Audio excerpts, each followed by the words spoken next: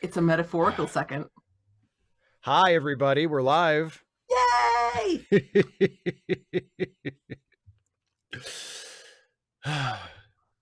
I was just trying to clarify to Dana that my statement in the chat that daylight saving time is a great idea was sarcasm. But you are refusing to accept that. Well, it's not really indicated through the text that's in the chat. I'm just saying. You didn't use any emojis to, sort of give a hint into that. It just made it sound like you like daylight savings time, and daylight savings time sucks. So you couldn't get any clues from context. No. Okay, so Air One Fire said, "Oh, good. I forgot you were starting an hour early." Reference to daylight saving time. Mm-hmm. So I respond to that. Daylight saving time still seeming like a great idea. Yeah. But he's here, so it all worked out. And he started off with, "Oh, good." Like, it's good that he made it. See, he was being sarcastic as well. Really? I thought he meant, "Oh, good, I made it here. I forgot you were starting an hour early. I would have missed it if I hadn't been paying attention. Yay, I made it."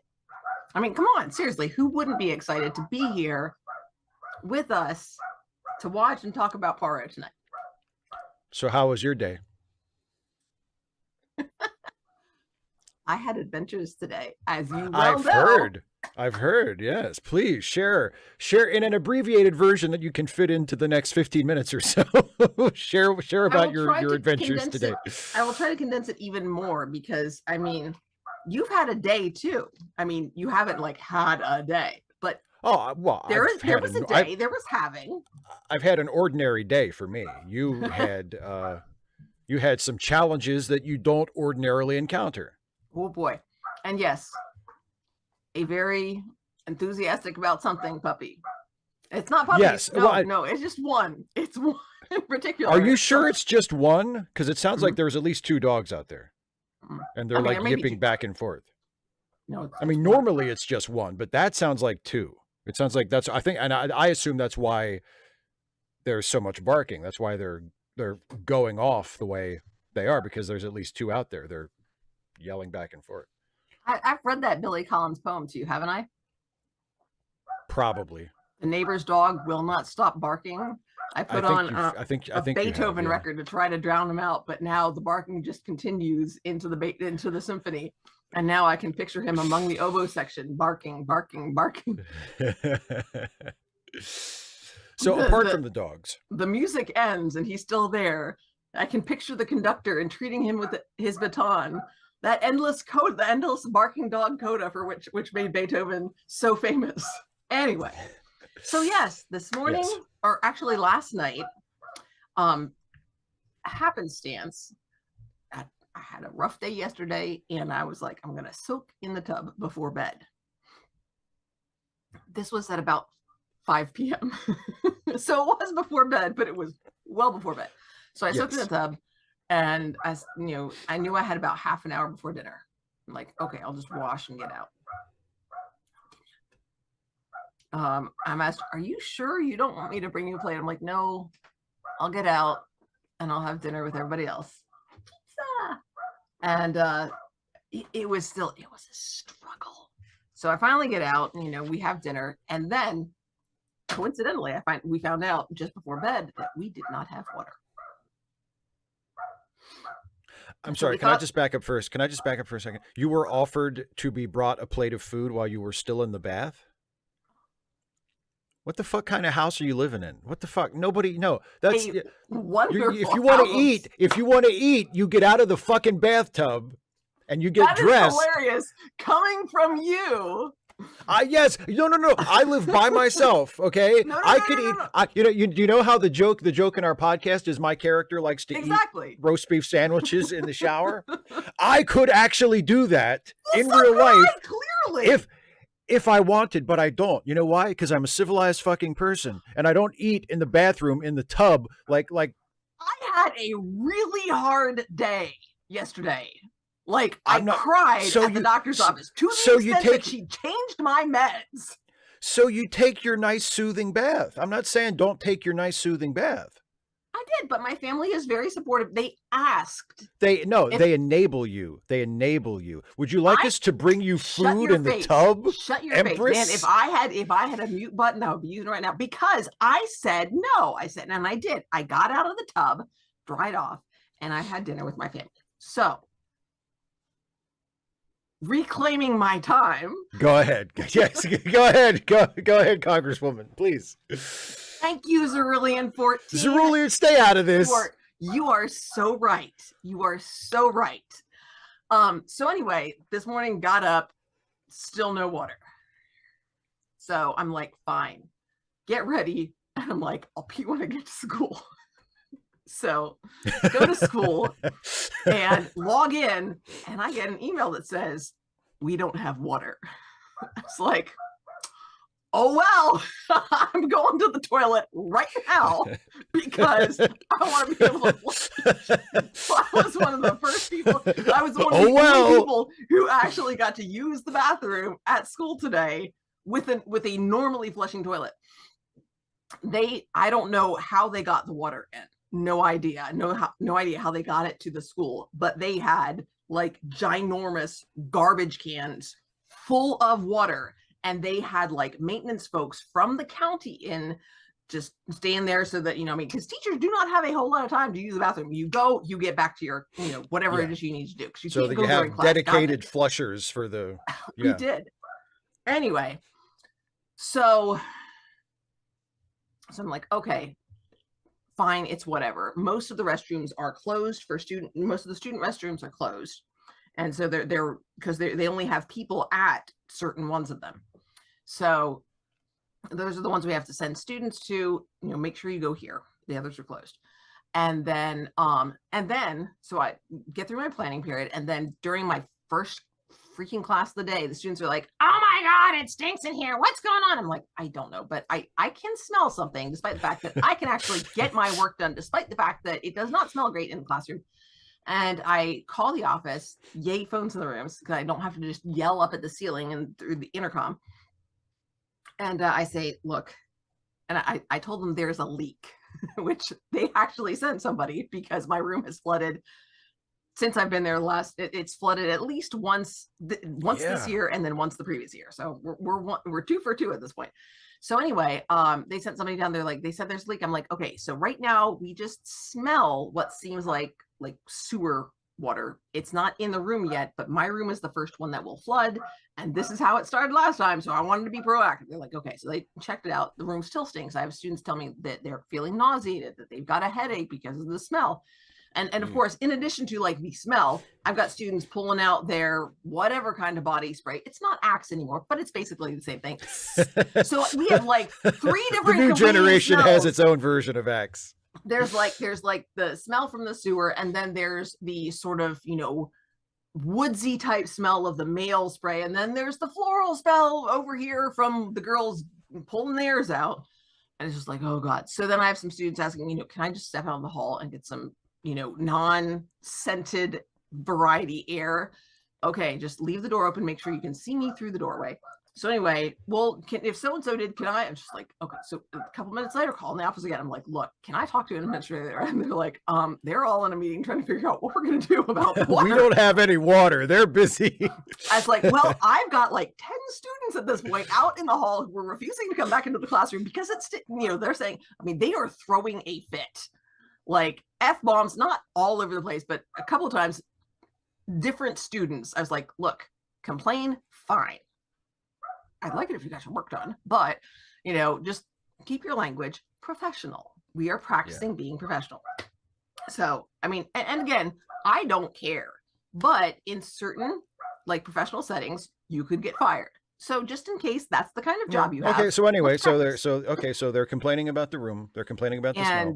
Yeah. And so they finally call back and say, okay, take your class to the media center. So, okay. And I'd already emailed the media center to say, hey, can we come in there, please? Because I don't know what I'm going to do.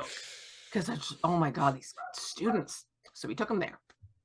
And I emailed the media center to say, by the way, this is per admin at this point. We all settled down there, finally. And I'm like, okay, you're working on this. given them all their assignments. This is what you need to do. We've got a test coming up. Here's what you need to be working on. Because some of them hadn't gotten through the material because they were freaking goofing off. And for some of them have been absent a bunch. So I don't know that they're eschewing acts. They've just, different stuff becomes popular. So then I get an email. They're overhead on the intercom. It's, teachers, please check your email. Email says, we're going to start having lunch early. They are going to go to the cafeteria, get their lunch, bring it back to the classroom, eat in the classroom so that everybody can get their lunch within really quick, eat lunch, and then we'll dismiss at 12. Buses should be here by then. I was like, okay, I don't have to deal with this for the rest of the day. And we're staying in second block, so I have to deal with the freshmen for like an extended period of time. But at the same time, I was not like, I had a plan for my third block class, the monster class, that we were going to, I forget what we were going to read, but then also we were going to be watching, because we're in our created monsters thing, we're going to be watching the Frankenstein episode of Buffy, which I can't do in the media center, like not an option. So it's like, oh God, I don't know what I'm going to do with this class. Well, maybe I'll just give them a day, say, just shut up and work on something else. I wouldn't say shut. So then I don't have to worry about that. And then, so they dismiss students, call buses. I'm very clear with students. I'm like, look, if before they call us for lunch, you check around your table, you check on the table, you check the chairs, any trash gets put away. Do not leave a mess in the media center. Don't do it. If when I check after you guys leave for lunch, there's any mess, I will be assigning you seats during lunch. We will have silent lunch in the media center. Don't do it. They cleaned up. I was very glad. They come back, they finally dismiss. It's like, and I've got the rest of the afternoon, 3.5 hours of unexpected. I don't have to, it's not just like time where I have a day off, because I don't have to plan for what the students are going to do when I'm not there. So I entered grades. I called home. I, got in touch with people who have been absent, and it's just like, I had an extra 1.5 hours of playing time. I talked to the principal. I had a question for him, passed him in the hall. I said, I got a quick question for you. He said, I've got one for you. Why are you still here? It's like, I got stuff to do. I'm doing shit, man. Also, literally, I'm catching up. Well, and I'm also going to be doing shit, because I'm going to go to the bathroom here before I go home, because I don't know if I have water at home. So I get home. We have a little bit of water, but it's enough that the toilet tank will fill, because, at school, the issue is they don't have tanks. They're like public toilets. Right. The jets fed directly from the, yeah. So I get home. I'm like, oh, thank God. I make sure, I think I ran it just a little bit to make sure that there was some water down in case anything evaporated. And then I set my stuff down and I went to the park and I had a walk in the sunshine. It was 71 degrees, puffy clouds in the sky, strong breeze from time to time. So nice and, Cerulean, we can tell kids to shut up, but again, you get what you give. So, students are going to be rude sometimes. It happens, but we are modeling what we want to see from them. I do not want to see that from them, so I'm not going to do it. I'm not going to do it. And I will be very firm in my tone. Stop talking right now. Do not talk unless I tell you to. I'm very clear sometimes, not a lot, and certain students more often than others. Mr. I Love the Ant says it's better if you throw stuff at them too. I would also argue, and I've pitched this to you, and you have dismissed it as me not being helpful, quote unquote. So often. First day of the school year, pick out the biggest student in each class and just whip their fucking ass, like right in front of everybody. Like whip them so bad they have to go to the nurse. Like fuck them up, so that the other students know not to fuck with you. A, fired. B, jailed. C, the biggest student is never the problem. It's the small ones who are acting up. It doesn't matter. They're so teeny tiny. The biggest student could be the nicest kid in class. That's not the point. You're sending a message. Because by the time they're in high school, they all know the biggest student is nice. And then it's just Mrs. Cole picks on the nice kids. That makes you even more of a wild card. The point is they have to physically fear you. Cerulean, that's what they do in prison. Exactly. See, someone gets it. Here's the difference. In prison, the biggest dude is usually not a nice dude. Usually. Just a bucket in the front of class full of wiffle balls. See, there you go. And wiffle balls aren't going to injure them seriously. It's just going to be annoying and kind of humiliating. You just, you whip a wiffle ball. Like, you can throw it as hard as you want. It's not going to hurt. It might sting a little depending on, where it hits, but it's not going to hurt.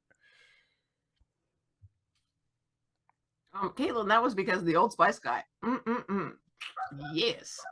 So yeah, that was my adventure of a day. And I got that done in less than 15 minutes. Boom. Yes, you did. Yes, you did. Including with my interruptions. I know, right? Wow. So, what about your day? My day was completely normal. I actually got to go for a walk too. It was lovely. The weather's been nice here for the last week or so. So as often as I've been able to, I've gone out and gone for a walk in the park near my house, and it's been lovely. Got all of my work done this morning. I wrote a skit, one of my funny little skits I wrote that I'm going to do on Saturday. So, and we'll see. And then tomorrow is all going to be devoted to the Star Trek episode review. So maybe on Friday I'll write something else to shoot over the weekend, and I have something that I wrote a couple weeks ago too that I can shoot. So I have enough video stuff to do over the weekend. Liz, I'm curious what episode you're talking about in Anne of Avonlea. Is there an episode of Anne of Avonlea where a teacher just beats the fucking shit out of a student? Doesn't Anne become a teacher? Anne does. And I think at one point she has to physically punish a student, one of the Pies. And that, well, I wouldn't expect you to know. Pie is their family name, Pye. Oh, you've told me about it. And so she just beats the shit out of one of these kids, like just absolutely fucking whips their ass. Mm-hmm. And because he's a misogynist, that makes him respect her, because he said her whipping was just as good as a man's. And then he stops acting up. See, again, this just serves to further validate my theory. Cerulean also,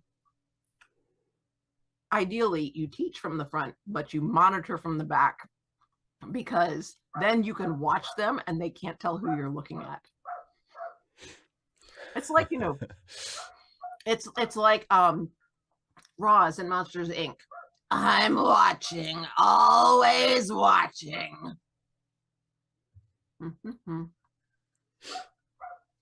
Liz, exactly. Yeah, I think it's Anthony Pye, and he doesn't respect her because she's female. I mean, that's what it is, and also because he's a Pye and their whole family is just a bunch of jerks. That's part of the in the story. Speaking of teenage misogyny, if I may. Oh boy. So there's a fantastic, I cannot recommend it highly enough, new Netflix series called Adolescence, that I think was originally produced like for the BBC over in the UK, but we are just now getting it here in the US on Netflix. So it's not like brand new, but it's pretty new. And it's a 4-part series, and it's a streaming show that isn't, I mean, this is one there where they didn't just take something that should have been a movie and stretched it out, like twice as long as it should have been. It's actually, it takes advantage of the streaming format, and each episode is its own self-contained thing, but it serves a larger story. And it's called Adolescence, and it's about a 13-year-old boy who is accused of murdering one of his classmates. And the crime, the reason misogyny comes into it is the crime ends up being partially motivated by like the misogyny of the students, and the fact that like the kid who is accused of the crime is perceived as an incel and like a sort of an apostle of the manosphere, and Red maybe Biller. And it's never clear if he actually is or isn't, or if he's just perceived that way, but the kid has some troubles regardless of whether that's true or not. But it's so good. And that's just the story of it. I mean, the way that it's presented is each episode is roughly an hour long, and it's entirely one camera shot and one take. And it is just on a technical level and an acting level, like the timing of everything, the blocking of everything. It is technically and artistically extraordinary.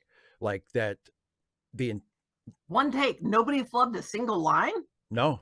I mean, who knows how many times they went through it to get the good hour that became the version that they put in the show. But I mean, they must have rehearsed this like right down to the millisecond. I mean, because I mean, there's not a. It's not just that the camera movements are good. Like the camera movements are motivated. It's not just the camera kind of just floating around for no reason. Like it's the camera goes where it needs to go. It's intentional. Yeah, and the acting is. I don't know his name. I don't think I've seen him in anything. But the kid who plays the kid, who is accused, Jamie. I don't think I've ever seen him in anything. He's a kid. He's like 13. He is the third episode is basically his episode. The third episode is about him talking to a therapist.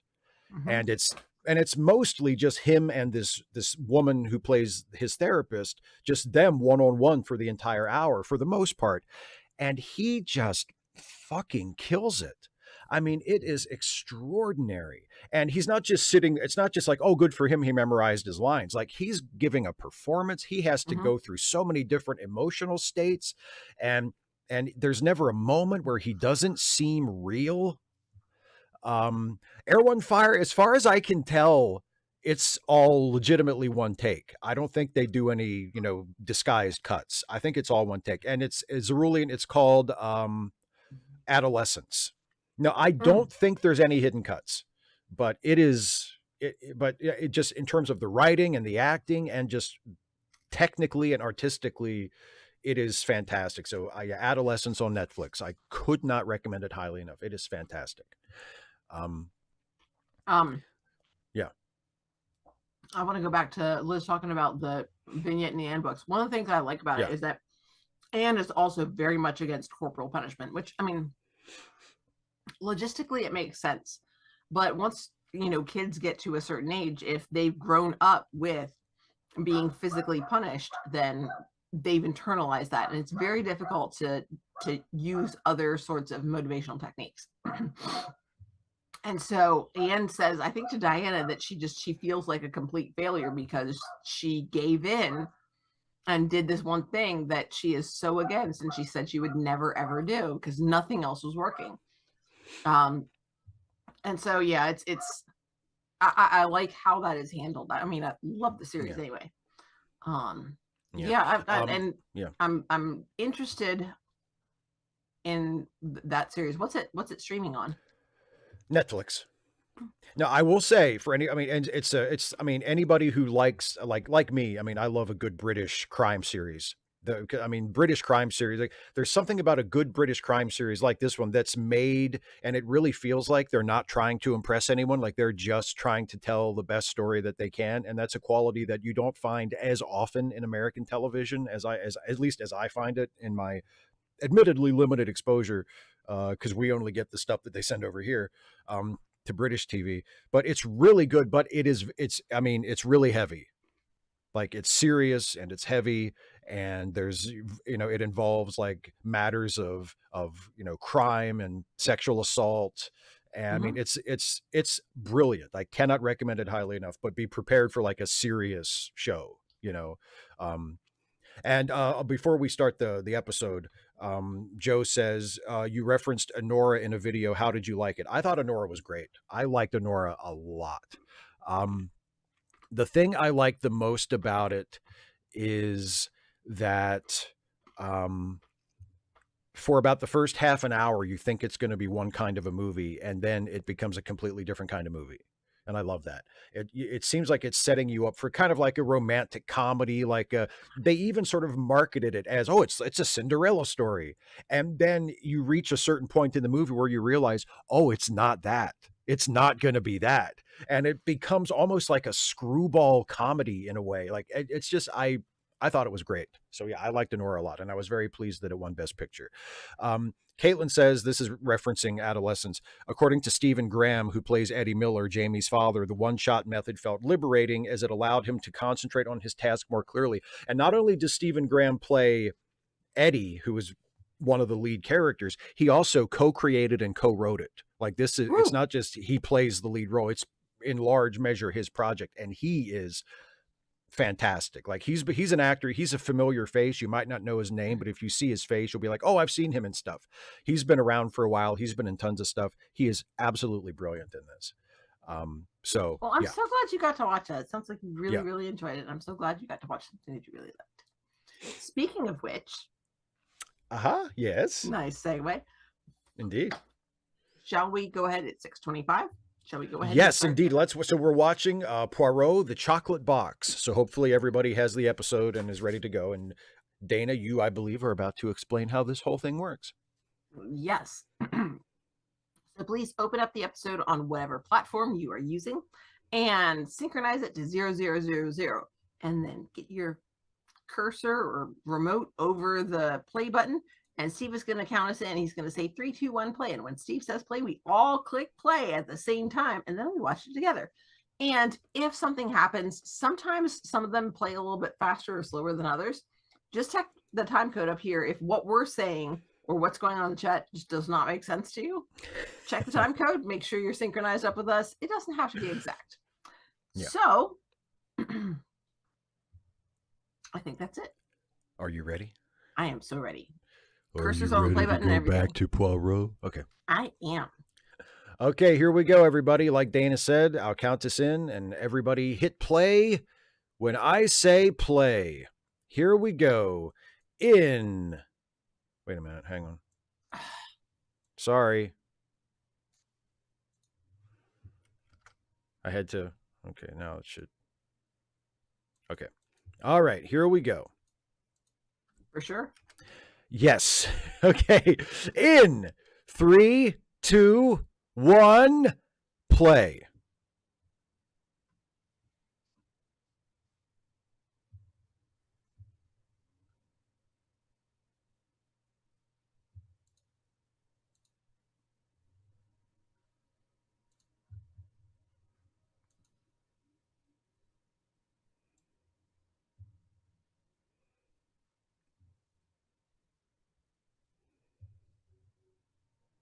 Chocolate, chocolate, chocolate. David C. Drake with the saxophone emoji. Hell yeah, baby. Midnight City all the way. Jerry Rafferty. What's the Jerry Rafferty song? You belong. Is a you? That's not You Belong to the City. That's a totally different guy. What's the Jerry Rafferty song with the fucking saxophone? Or is that Jerry Rafferty? I don't know.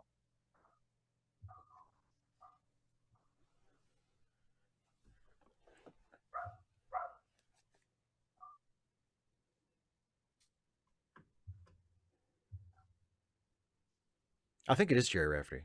You Belong to the City. That's Jerry Rafferty. Baker Street. Yes. Baker Street is the Jerry Rafferty song. So who does You Belong to the City? You belong to the city.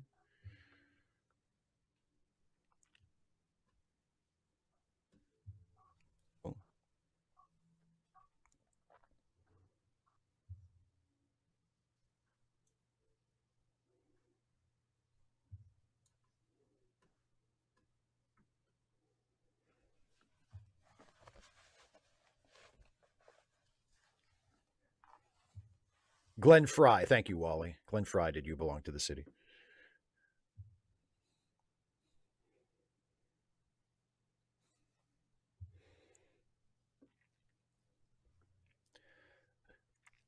These people don't seem very Belgian.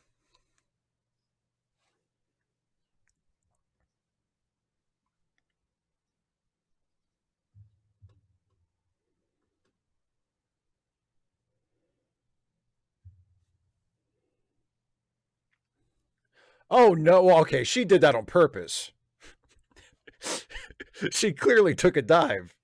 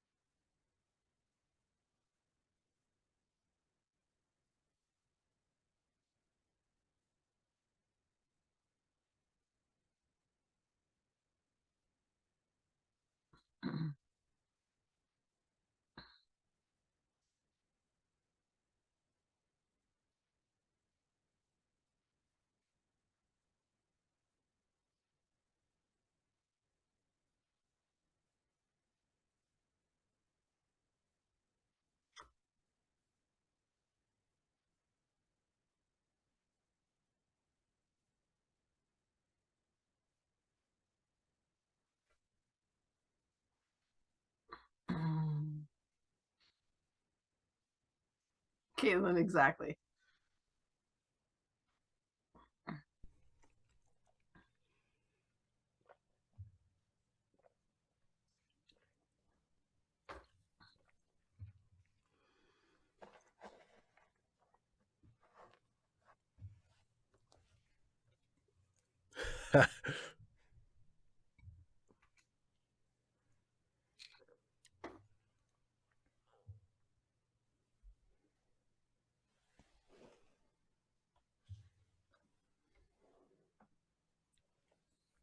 Oh.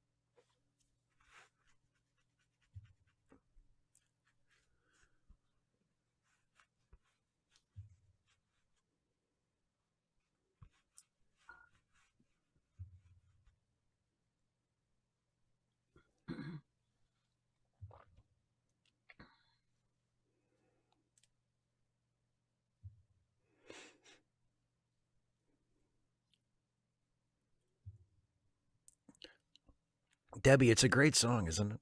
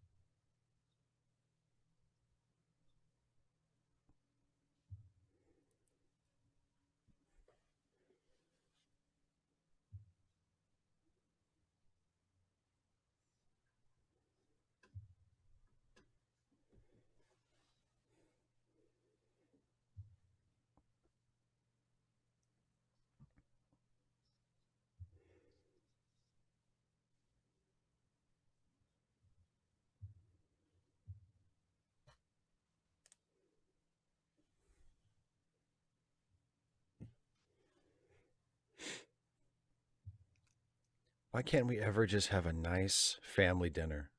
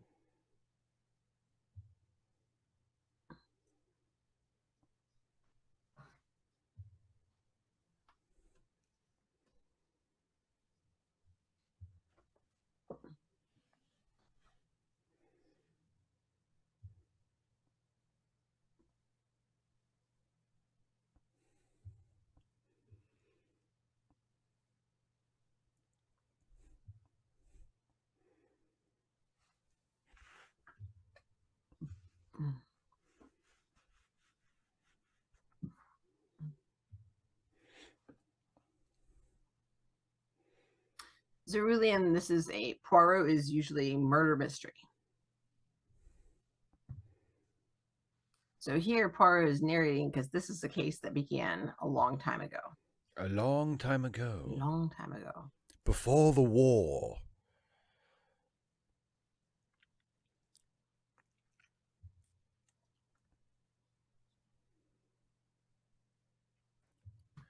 He loved the Reese's cups.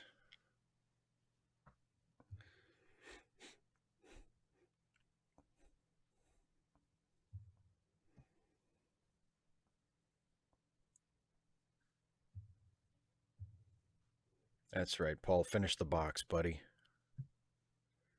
Good for you. I mean, what are we waiting for, you know? Or maybe that was a bad idea. Sorry, Paul. I shouldn't have told you to do that.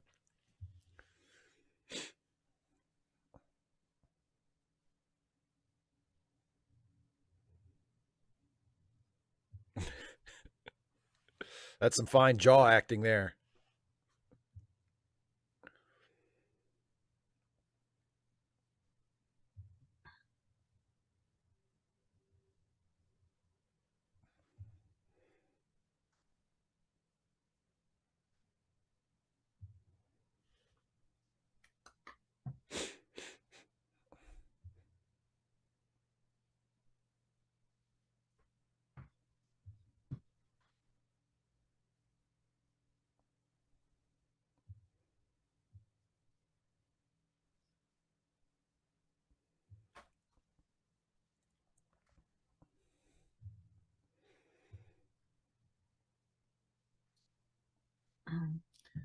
Or to us, she got tired of writing him, and he was so popular that there was so much pressure on her to write more Poirot stories.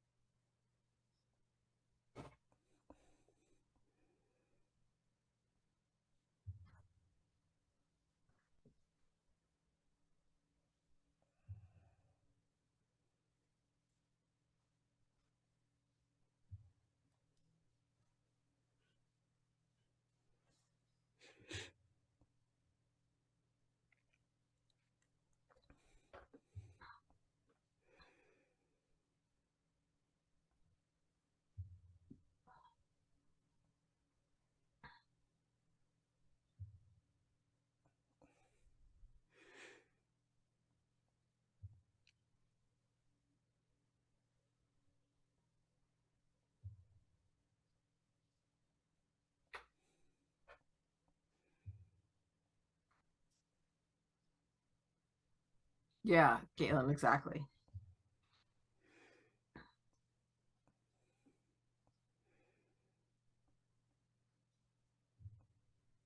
Of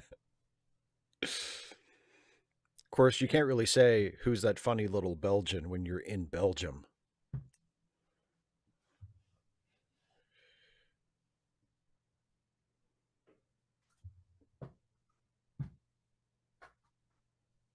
Oui, oui.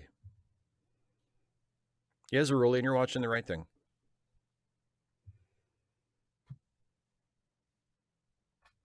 Well, it's not French, it's Belgian. Flemish.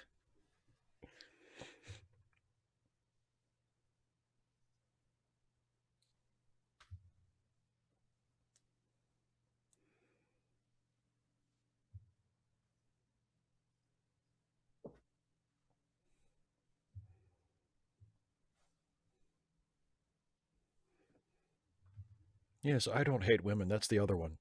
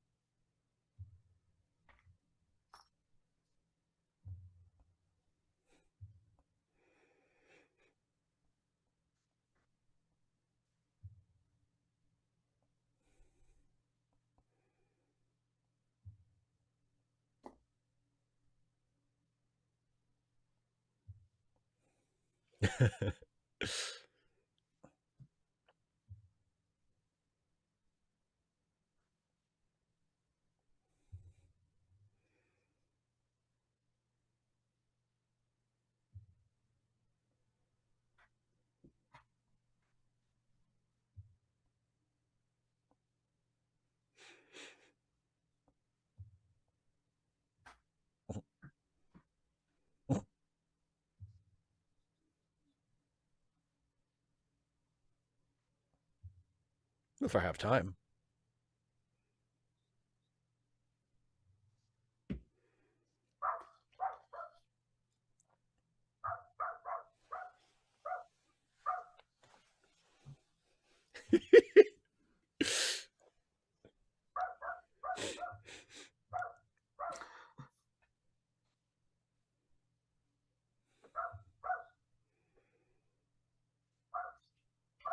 Oh gosh. You okay? My legs are sore.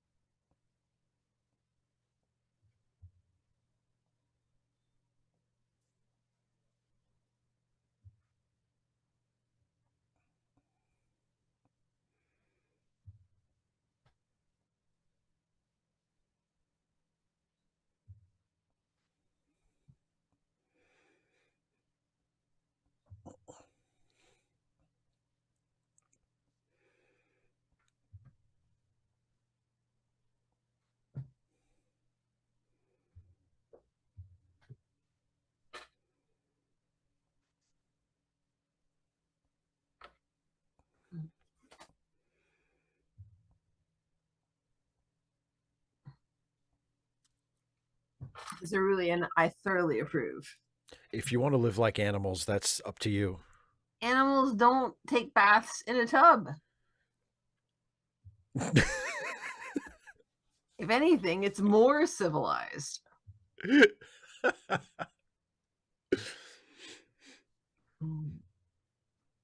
So really, and I mean, I don't know. I don't speak Flemish.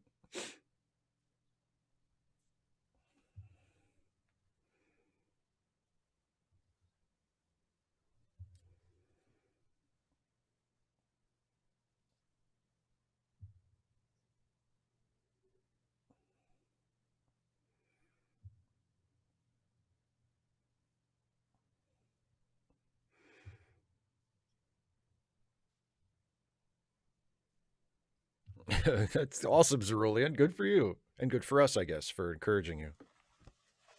Yay! Hello, Cerulean's girlfriend. I hope you're enjoying it too.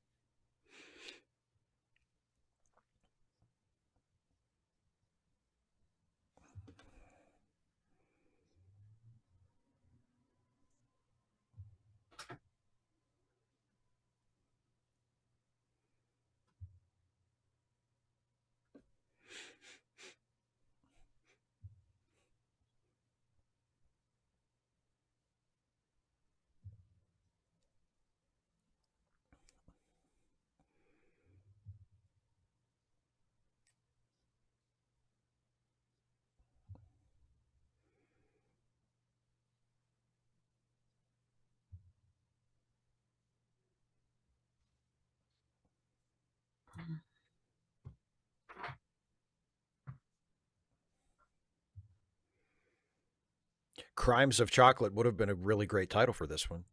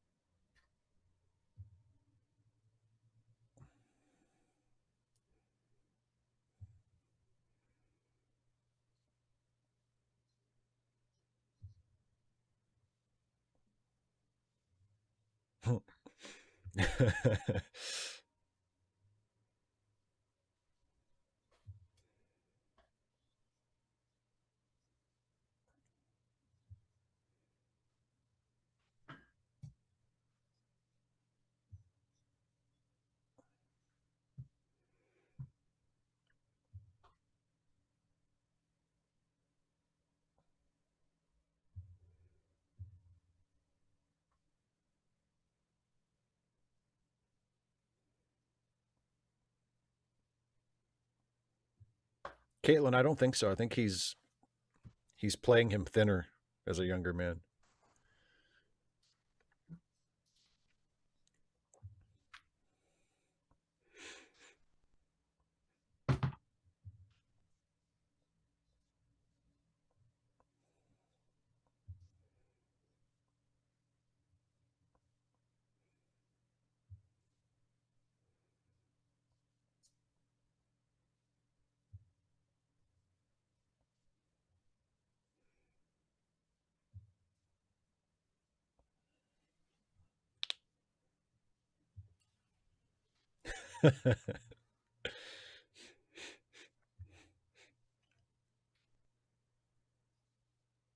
She's the one who's egging him on.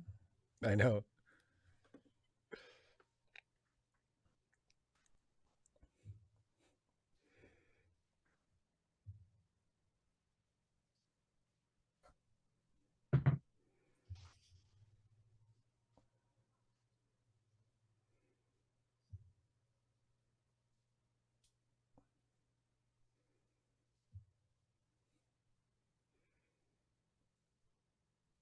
Poirot's got a girlfriend. Poirot's got a girlfriend.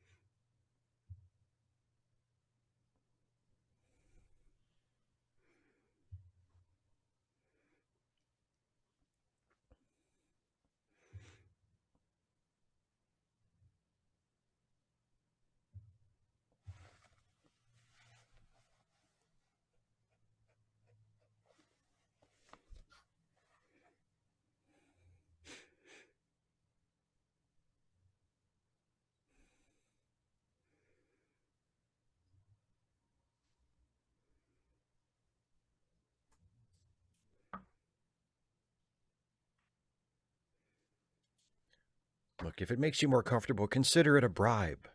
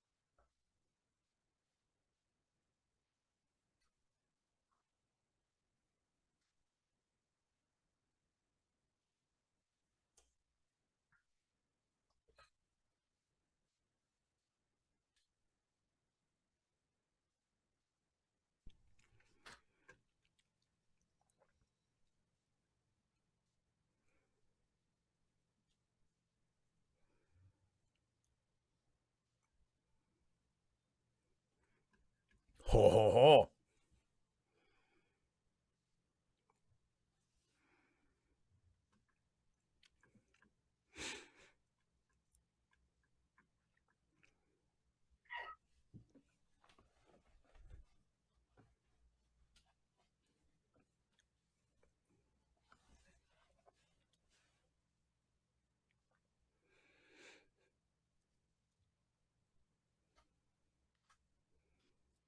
Look at Jap all done up in his dress uniform.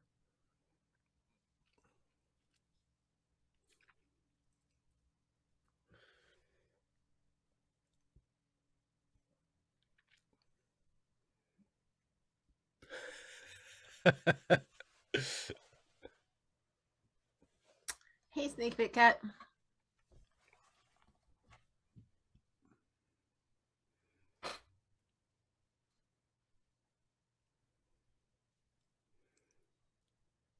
Caitlin, are you suggesting that Jap is not a hero? That he didn't earn his medals through valorous action?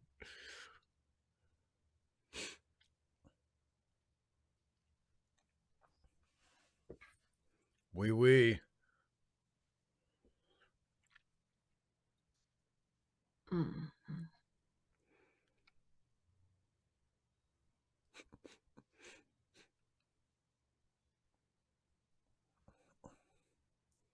Marriage.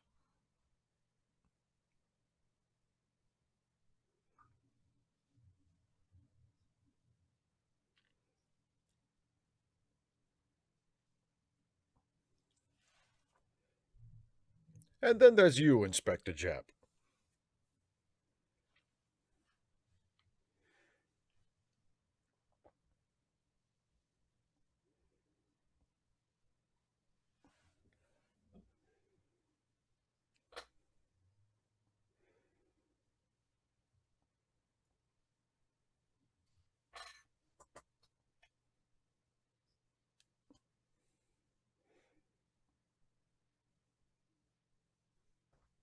He gets a funny hat. Wear it with pride, Inspector. Wear it with pride. Poirot does not have the gloves.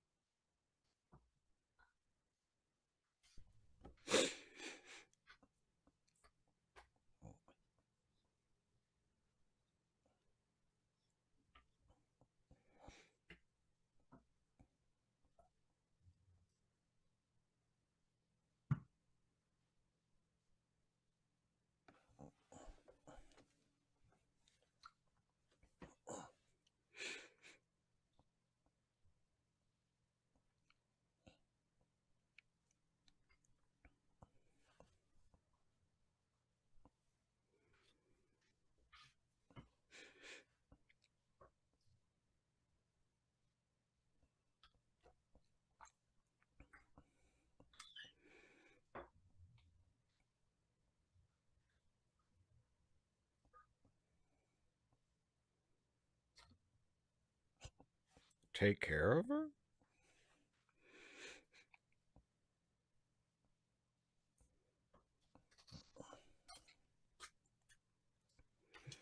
And that's all the opera you get.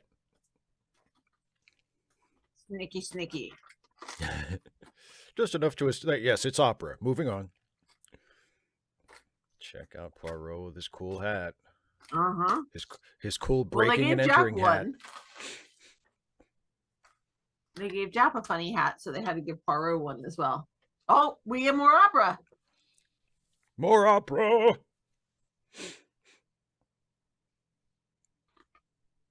Zerulean absolutely right. And no need to be ashamed of a little gray in the beard.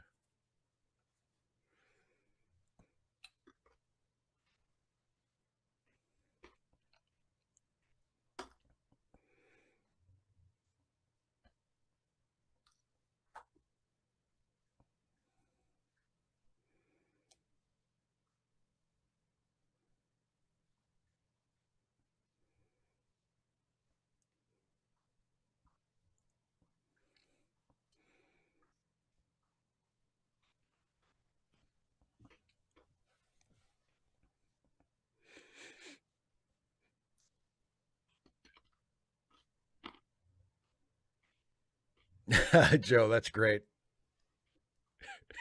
His Bianini. That's fantastic.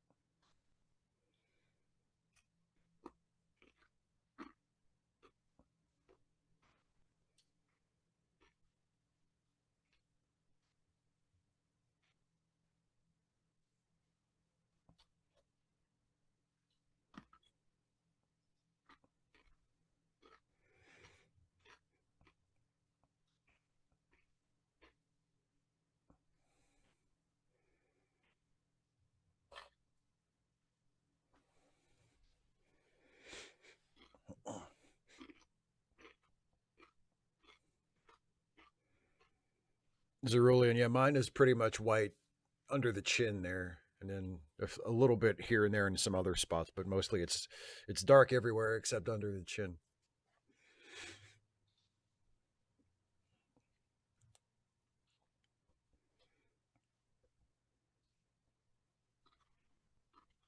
Be right back. Gotta take a shit.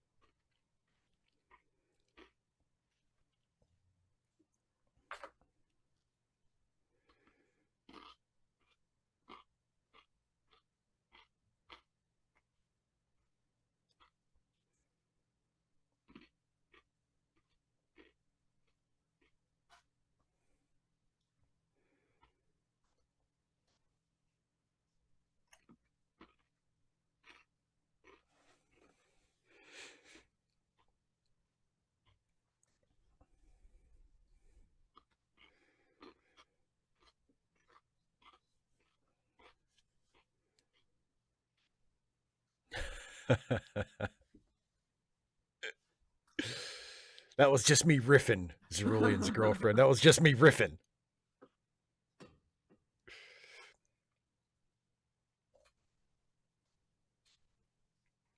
Yes, that's what I'm responsible for his death means.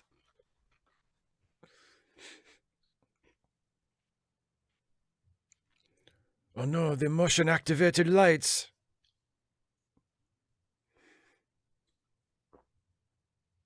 Whoops.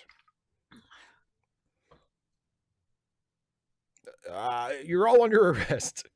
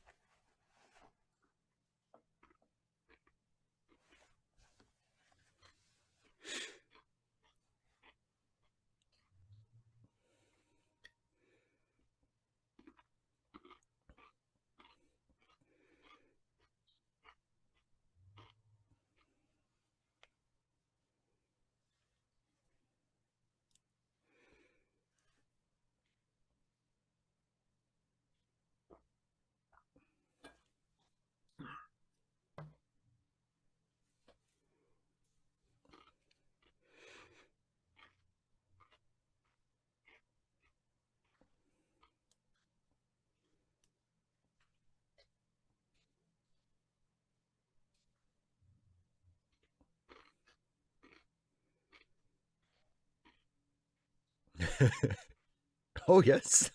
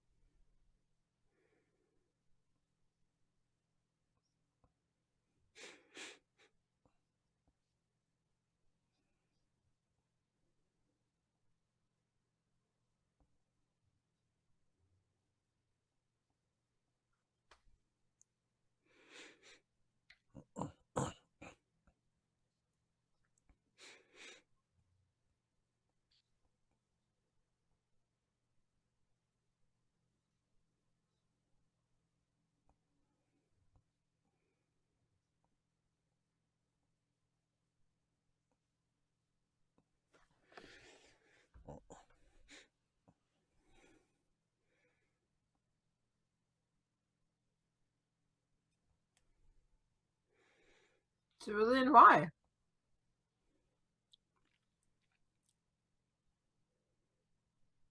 Oh, yeah. There we go.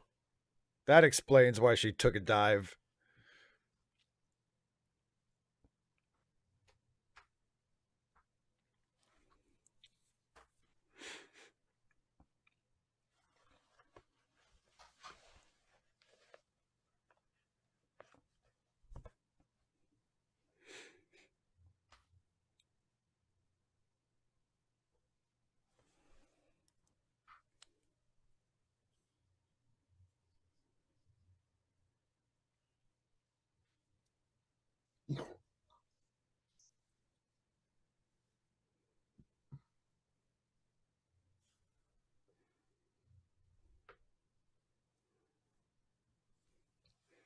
Caitlin, yeah, good call.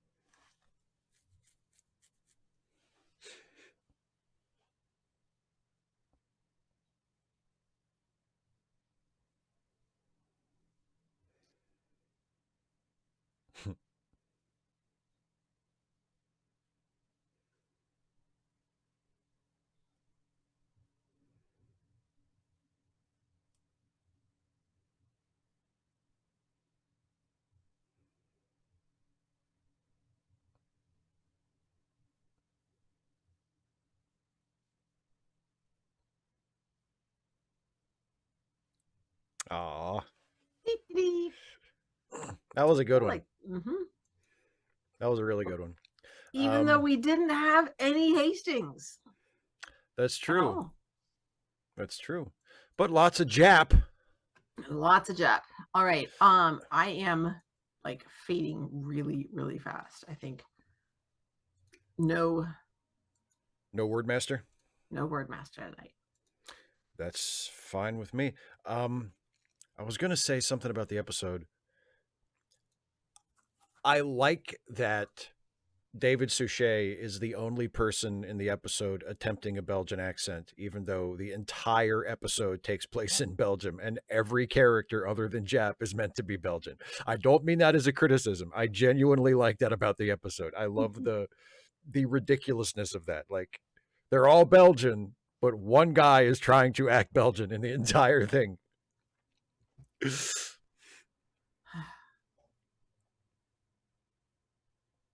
So next week we're going to be watching DS9 again. What are we watching? We are watching the season 6 premiere. Dun, dun, dun. That's right. When I watched it back in the day, I had to wait months and months. And we don't have to. You only have to, Dana, you only had to wait 2 weeks. Or you will have only had to wait 2 weeks. That's right. And so the episode title is A Time to Stand. Fun. Yeah. All right. So, don't forget also that not this Friday, but next Friday, you will be able to join Steve again. And I will probably be here in the chat for Ask Away. If you are a patron or a channel member, you can send in questions starting on Monday. So get that thinking cap on.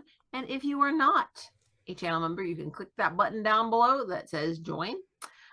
Or you can go to patreon.com/Steve Shives and join there and tell Steve what to say. Yeah, if you choose to look at it that way, yes. It's more fun that way.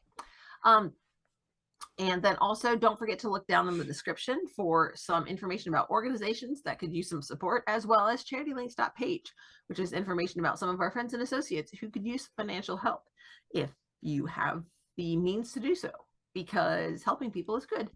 Ta-da! It sure is. Other than that, I'm gonna start getting ready to. You're about to collapse. Out. I really am. Zerulean, I agree. Day. I agree that the first 6 episodes of season 6 are peak DS9. It will be interesting to see what Dana thinks. No pressure. No, never high bar there. So I mean, never any pressure. Season 5, you were like gushing about. I see the first 6 episodes of season 6 are cool because it's a much more serialized story than they've told in the show up to this point and maintained for more episodes. It's not exactly a 6-parter. Like the episodes are still more individualized than that. It's not like a, like a 6-episode streaming series or anything where it's that serialized, but they abandoned Deep Space Nine at the end of season 5, and dun, dun, dun. The efforts to reclaim the station will last for the first 6 episodes. So that, and yes, it's good. It's good. All right. Well, high praise indeed. I am looking forward to it. Well, I'm glad. I hope you enjoy it, and we'll get started with it next week. So yeah, that's it, everybody. Dana's going to go pass out after her big day, and we'll see you next week for the first episode of season 6 of DS9. All right. Good night, everybody. Bye, everybody.